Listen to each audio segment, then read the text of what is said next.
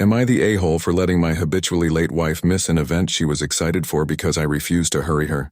My wife, 32F, and I, 31M, have been married for 5 years, and there's one thing that's been a constant problem in our relationship: her chronic lateness. It frustrates me to no end because she never seems to care about being on time, even when it's important. She's always absorbed in taking pictures or filming content for her social media, and while I get that it's her thing, it's gotten to a point where it affects our plans.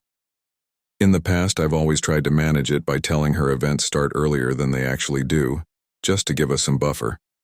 But it's exhausting having to do this for every single outing, and I told her recently that I wasn't going to do it anymore.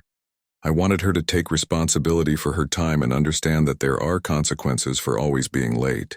Last weekend, we had plans to attend an event she was really looking forward to. I had bought us tickets for a show featuring some of her favorite performers. Knowing her usual habits, I reminded her multiple times about when we needed to leave.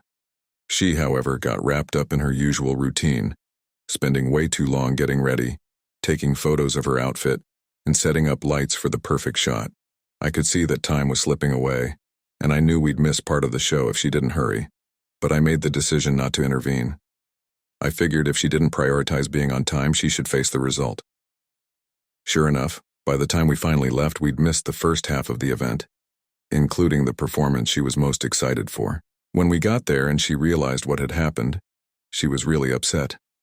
She asked why I didn't push her to leave earlier like I usually do, especially for something she cared about.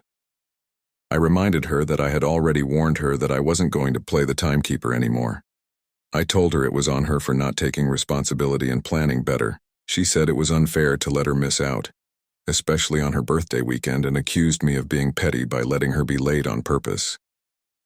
She ended up crying through a lot of the event, and the car ride home was tense. Once we got home, she didn't want to speak to me and eventually left to stay with her mom.